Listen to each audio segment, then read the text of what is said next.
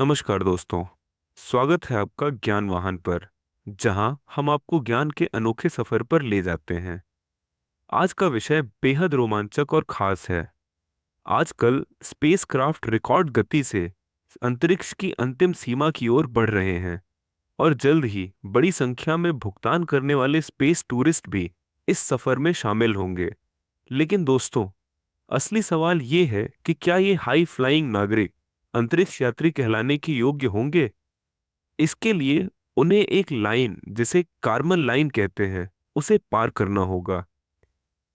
Karman line धरती की सतह से करीब 62 मील यानी 100 किलोमीटर की ऊंचाई पर स्थित है।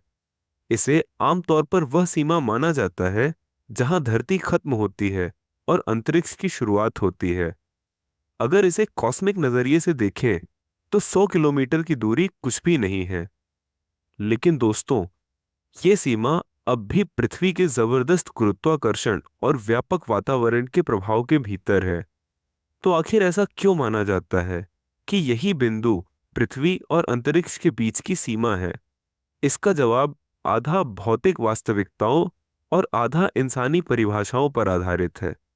यही वजह है कि अंतरिक्ष की शुरुआत की सटीक ऊंचाई को लेकर वैज्ञानिक दशकों से बहस कर रहे हैं, यहां तक कि पहले स्पेसक्राफ्ट के लॉन्च से पहले भी। तो चलिए अब विस्तार से समझते हैं कि कार्बन लाइन क्या है और इसका महत्व क्यों है। कार्बन लाइन का आधार भौतिक वास्तविकता ही है।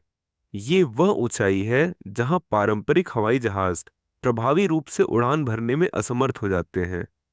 इसकी वजह यह है कि 100 किलोमीटर की ऊंचाई पर वायुमंडलीय हवा इतनी पतली हो जाती है कि लिफ्ट पैदा करना नामुमकिन हो जाता है। इसका मतलब है, इस ऊंचाई के ऊपर यात्रा करने के लिए आपको एक विशेष प्रकार के प्रोपल्शन सिस्टम की आवश्यकता होती है जो वायुमंडलीय दबाव पर निर्भर ना हो। लेकिन दोस्तों, इसका महत्व केवल केवल विज्ञान तक सीमित नहीं है। कार्बन लाइन वह बिंदु भी है जहां इंसानी कानून बदल जाते हैं। पृथ्वी पर जहां हर देश की सीमाएं होती हैं, वहीं अंतरिक्ष को अंतरराष्ट्रीय जल क्षेत्र यानी इंटरनेशनल वाटर्स की तरह माना जाता है। इसका मतलब है कि अंतरिक्ष में कोई राष्ट्रीय सीमाएं लागू नहीं होती। संयुक्त राष्ट्र ने परंपरागत रूप से 100 किलोमीटर की ऊंचाई को अंतरिक्ष की सीमा के रूप में स्वीकार किया था। हालांकि अमेरिका ने इसे लेकर कोई स्पष्ट सीमा तय नहीं की है।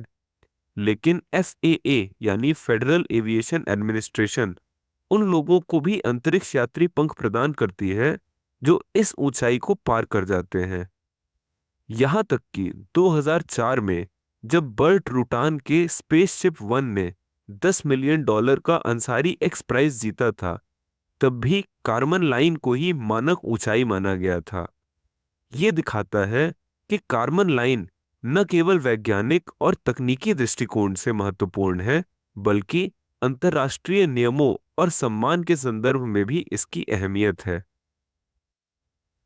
कार्बन लाइन केवल एक सीमा नहीं है, ये विज्ञान, अंतरिक्ष और इंसानी कानूनों के बीच एक ऐसा बिंदु है जिसने हमारे अंतरिक्ष अन्वेषण और समझ में क्रांतिकारी बदलाव लाए हैं।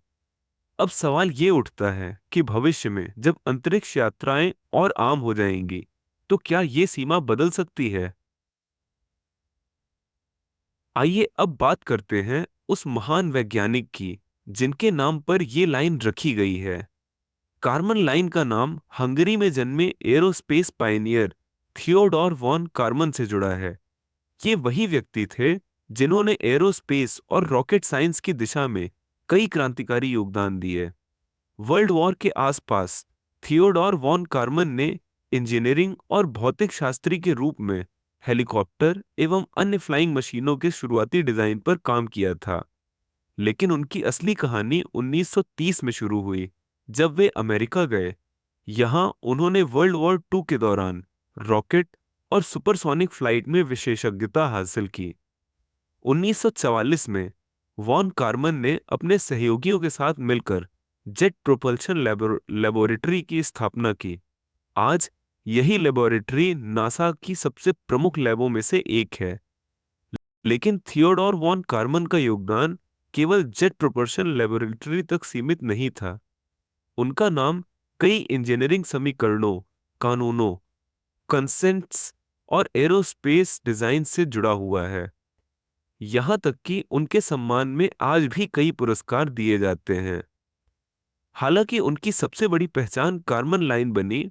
उन्होंने पहली बार उस ऊंचाई की गणना की जहां वायुगतिकीय लिफ्ट यानी एयरक्राफ्ट को उठाने की शक्ति समाप्त हो जाती है। इसका मतलब है कि उस ऊंचाई के बाद हवाई जहाज वायुमंडलीय लिफ्ट के सहारे नहीं उड़ सकता है। कारमन लाइन विज्ञान का एक अहम हिस्सा है और थियोडोर वॉन कारमन के दूरदर्शी सोच और योगदान की एक अमर पहचान भी है। तो दोस्तों, अब बात करते हैं हवाई जहाज और अंतरिक्ष यान की उड़ान के बीच के फर्क की।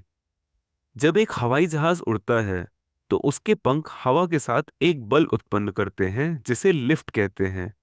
ये बल प्लेन के वजन का सामना करता है और उसे हवा में बनाए रखता है। लेकिन अंतरिक्ष में ये नियम काम नहीं करता। वहां हवा नहीं होती है, इसलिए लिफ्ट पैदा नहीं की जा सकती। यही वजह है कि स्पेसक्राफ्ट आमतौर पर हवाई जहाज जैसे नहीं दिखते। हालांकि स्पेस शटल और वर्जिन गैलेक्टिक्स स्पेसशिप 2 को इस तरह डिजाइन किया गया कि वे स्पेस से लौटकर धरती पर रनवे पर ग्लाइड कर सकें।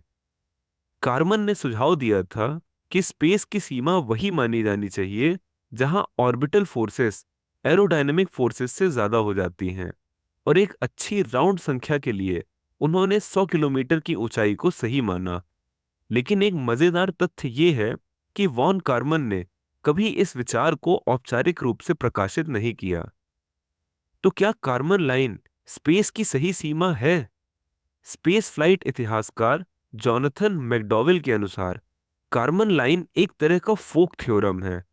इसका मतलब है कि ये एक प्रसिद्ध विचार है, लेकिन इसे कभी पूरी तरह से प्रकाशित नहीं किया गया था। 1960 के दशक में स्पेस लॉ के पहले विशेषज्ञ एंड्रयू गैलेगर हेली ने वॉन कारमन के विचारों को विस्तार से समझा।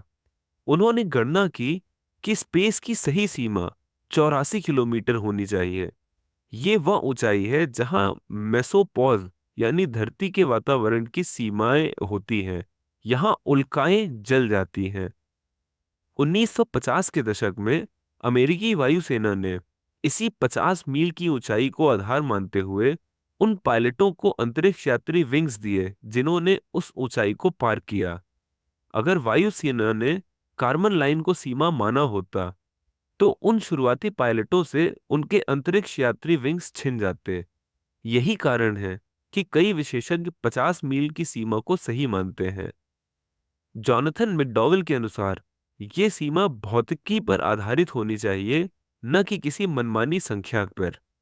खुद वॉन कारमन ने अपनी आत्मकथा द विंड एंड बियॉन्ड में लिखा है, ये निश्चित रूप से एक भौतिक सीमा है जहां एरोडायनेमिक्स खत्म होती है और एस्ट्रोनॉटिक्स शुरू। इसलिए मैंने सोचा क्यों न इसे एक आधिकारिक सीमा भी माना जाए। इस रेखा से नीचे स्पेस हर देश का होता है और इसके ऊपर सभी का। तो दोस्तों, ये थी कारमन लाइन की पूरी कहानी, इसके वैज्ञानिक, ऐतिहासिक और कानूनी पहलू। अब ये सवाल उठता है कि भविष्य में अंतरिक्ष की परिभाषा और इसकी सीमाएं कैसे बदल सकती हैं। आपकी राय क्या है? नीचे कमेंट में जरूर बताएं। इस वीडियो को अपने दोस्तों और परिवार के साथ शेयर करें ताकि वे भी जान सकें कि अंतरिक्ष की ये अद्भुत सीमा क्या है। और हाँ, हमारे चैनल ज्ञान वाहन को सब्सक्राइब करना ना भूलें ताकि आपको इसी तरह की रोचक और ज्ञानवर्धक जानकारियां समय समय पर मिलती रहें। तो मिलते हैं अगले वीडियो में एक और नई और दिलचस्प जानकारी के साथ। तब तक के लिए जय हिंद।